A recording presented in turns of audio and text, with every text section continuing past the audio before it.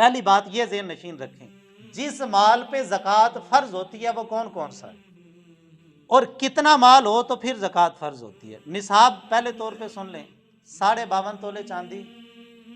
یا 7.5 تولہ سونا، یہ خود ہو یا اس کی قیمت کی کوئی کرنسی ہو یا پرائز بانڈ ہو یا سامان تجارت ہو، دکان کے اندر مال پڑا ہوا ہے بیچنے کے لیے رکھا ہے وہ بھی شامل ہے، اور اسی طریقے سے جو پلاٹ بندہ بیچنے کے لیے خریدتا ہے وہ بھی سامان تجارت کے اندر شامل ہے، ان پہ بھی زکوٰۃ فرض ہے۔ جو جانور بندہ اس نیت سے خریدتا ہے کہ میں ان کو بیچوں گا، آگے بیچنے کے لیے جو جانور خریدے ان پہ بھی زکوٰۃ فرض ہے، یہ بھی نصاب کے اندر شامل ہوں گے۔ 52.5 تولے چاندی کی قیمت آج کے حساب سے تقریباً 1.25 لاکھ کے قریب یہ نصاب بنتا ہے کہ جس بندے کے پاس سونا چاندی، کرنسی، پرائز بانڈ یا سامان تجارت دکان کے اندر یا کسی صورت کے اندر بھی اتنا موجود ہو تو اب وہ بندہ صاحب نصاب، صاحب حیثیت ہو گیا شریعت کی نظر کے۔ اب اس بندے پہ جس دن وہ بندہ صاحب حیثیت ہوا اس دن وہ اپنا اندازہ لگا۔ اسی وجہ سے بزرگ فرماتے ہیں نا زکوٰۃ کے مسائل پہلے سیکھنے چاہیے تاکہ جس دن بندہ صاحب حیثیت ہو اس کو پتہ لگ جائے کہ اب اس دن سے لے کے، یعنی 1 رمضان کو ایک بندے کے پاس مال آ گیا، اب پورا 1 سال گزرے گا، اگلے سال جب 1 رمضان آئے گی پھر وہ بندہ صاحب حیثیت ہوگا، اب اس پہ زکوٰۃ فرض ہوگی، اور جتنا مال اگلے سال اس بندے کے پاس موجود ہوگا اس مال میں سے اس کو 2.5% زکوٰۃ ادا کرنا لازم ہے، ورنہ سخت گناہگار ہوگا اور اللہ رب العزت کی بارگاہ کے اندر جواب دہ ہوگا۔ یعنی اموال زکوٰۃ بھی سمجھ آگے کہ وہ سونا چاندی، کرنسی، پرائز بانڈ یا سامان تجارت، پراپرٹی بھی اس میں شامل ہے۔ تیسرا جو اموال زکوٰۃ ہے اس میں سائمہ جانور آتے ہیں، جو جانور باہر چرتے ہیں ان کے لیے الگ سے چارے کا بندوبست نہیں کیا جاتا، ہمارے پنجاب کے اندر یہ نہیں ہوتے، یہ دور دراز بیلوں کے اندر یہ کوئی اس قسم کے مسائل ہوں گے لیکن ہمارے اندر نہیں ہے۔ اور ایک اور شرط یہ ہے کہ اس کا یہ مال قرض سے پاک ہو، اس بندے پہ قرضہ نہ ہو، اور پھر قرضے کی بھی کچھ قسمیں ہوتی ہیں، کچھ شوقیہ مقروض ہوتے ہیں، اشرافیہ، یہ بھی تو خود بینکوں سے لون لیتے ہیں اور پھر ہڑپ کر جاتے ہیں۔ اگر شرعی مقروض ہے تو اس بندے کا قرض بھی اس مال میں سے نکالا جائے گا، پھر اس پہ زکوٰۃ فرض ہوگی۔ اسی طرح یہاں پہ ایک اور مسئلہ ذہن نشین رکھیں، استعمال کی جتنی بھی اشیاء ہیں ان پہ زکوٰۃ نہیں ہوتی، ان کی قیمت کا بھی شمار نہیں ہوگا۔ استعمال کی اشیاء سے مراد آپ لے لیں کہ جو مشینیں استعمال ہوتی ہیں،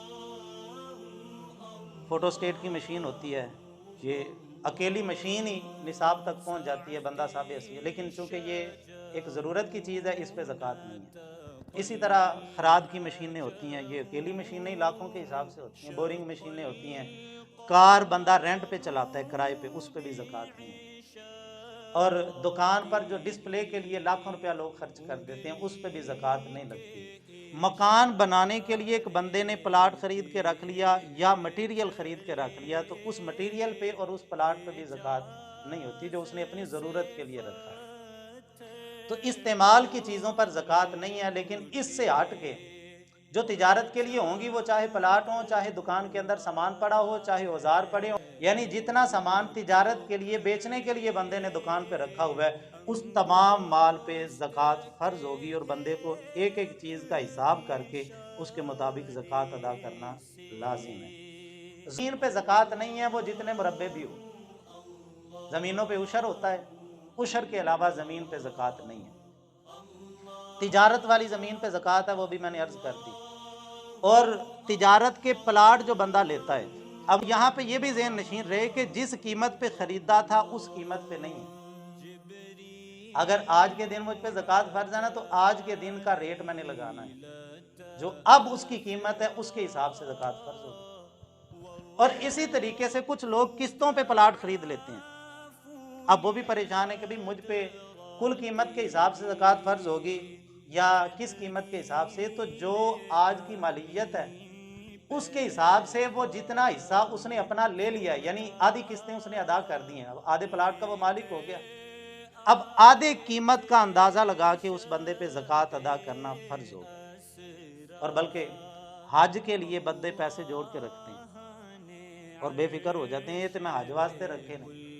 یہ حج کے لیے رکھے ہیں، جا تو نہیں رہا، اگر تو جا رہا ہے تو وہ الگ بات ہے، وہ پیسے جو ہے وہ جمع کروائے اور وہ اس کے ادا ہو گئے، اور اگر اس کا نام ہی نہیں نکلا تو وہ سمجھ رہا کہ پھر بھی مجھ پہ زکوٰۃ فرض نہیں ہے، تو یہ اس کی غلط فہمی ہے۔ جتنے پیسے اس نے حج کے لیے بھی سنبھال کے رکھے ہوئے ہیں نا، ان پہ بھی زکوٰۃ فرض ہوگی۔